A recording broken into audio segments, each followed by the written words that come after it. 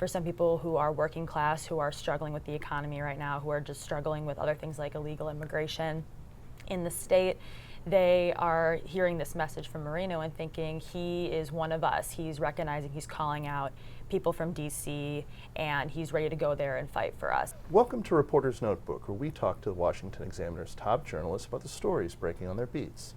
I'm Jim Antle, and I'm joined today by Congressional reporter Rachel Schilke. Rachel, you've been out to Ohio. It's previously been one of the top battleground states, not maybe so much at the presidential level anymore, but there is a hot Senate race going on there this year. What did you learn? So when I was in Ohio and talking to voters, a lot of people are actually really excited about this Senate race. As you mentioned, the state is more red now. It's not as a purple state as it used to be in previous cycles. And so despite that people are already expecting a Trump-Vance victory, they are still coming out in droves to vote for Sherrod Brown or Bernie Moreno. And talking to voters, it seems kind of split down the line right now, which is evident in the polls right now. They are very neck and neck. It's one of the top toss-up races for the Senate right now. And so people are just casting their ballots and hoping that their ticket is the one that wins. So, Moreno, you got to talk to a little bit. Sherrod Brown has been a statewide winner in Ohio for quite a while. What is sort of his message for why voters should move on from the incumbent? So voters are used to Sherrod Brown. They're used to him being there. He's been there for a very long time, and so that's what Moreno's message is that he's been there forever, you know what he does, and he's saying to voters, he has not delivered for you. He's hoodwinked you, actually, is what he's said to me. He says that Sherrod Brown has traveled to the state, has told working class voters, which is a big demographic in that state. That's a big block to get for, especially this election. And he's saying to them, you know, he's telling you one thing, and then he's winking to D.C. and doing something completely different. And I mean, hoodwink is a really good, like, 1950s gangster movie word. It was a great way for him to display his message, and I think it probably resonates a lot with voters because for some people who are working class, who are struggling with the economy right now, who are just struggling with other things like illegal immigration in the state, they are hearing this message from Moreno and thinking he is one of us. He's recognizing, he's calling out people from D.C., and he's ready to go there and fight for us. And he said that he's ready to do that, and he's ready to work across the aisle if he needs to. He is a businessman, he knows how to make deals, and he said that that's what he can bring to the table. And Moreno is obviously probably hoping for a little bit of a coattail effect from Trump and Vance. Yes, so a lot of strategists I've talked to have said that this is a great year for Ohio Republicans, especially now that J.D. Vance is on the ticket, because those who know J.D. Vance or know of him are just simply aware of the fact that now their vice presidential nominee is from their home state. It's getting them to come out more in droves. Republicans are hoping that that's going to really kick into gear the votes that they need for this toss-up race. So you got to spend some time in J.D. Vance's hometown?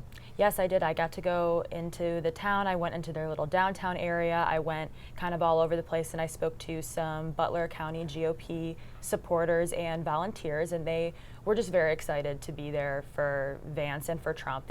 One of them has worked the elections for the Butler County GOP for 3 cycles now, but the fact that their hometown hero is now on the ballot, they're saying that that is really getting people to just come into their office and talk to them and just talk to them about the agenda and how they think that Vance can deliver for their town. And the town's already been on the map. It's been on the map since J.D. Vance's book came out in 2016, I believe. Hillbilly Elegy. Yes, and that was a big deal. The movie was a big deal, and so a lot of voters are happy about that. They're saying you put a good spotlight on our town. Now you're going to go to the White House potentially, and you're going to make things happen. But not all voters in the town are happy about that. Sure. So I think definitely it has kind of put a schism in the town of what they're thinking that their town looks like in the eyes of the rest of the country, because not everybody agrees with the portrayal that Vance has talked about. I mean, you know, one of my favorite Ohio towns, so I can't remember its name anymore, had the biggest ball of yarn in the country. Then that's the Midwest. The Midwest is full of people who love their little monuments. They love being on the map and being known and seen across the country that really values New York or Washington, D.C. or Chicago. To have small towns kind of be on this map and to have their hometown kind of in the bylines is something for a lot of them that they really enjoy. So in addition to some of these races, there are also ballot initiatives in Ohio. What's the big one they're talking about now? So the big one they're talking about now is issue 1, and it's on redistricting, which has been a big deal for the 2022 cycle, for the 2024 cycle. And basically this ballot initiative would establish an independent commission that would be in charge of doing the redistricting maps. Right now it's in the hands of the lawmakers, and Ohio has a Republican majority, and so Democrats and just nonpartisan supporters of the ballot initiative are saying that just right now the system is favoring one party or the other. So it's an anti-gerrymandering initiative, at least to its supporters. To its supporters, but also to its opponents. Both, when I was in town and talking to voters, they had signs right next to each other, one that said vote yes on issue 1, end gerrymandering, and one said vote no on issue 1, stop gerrymandering.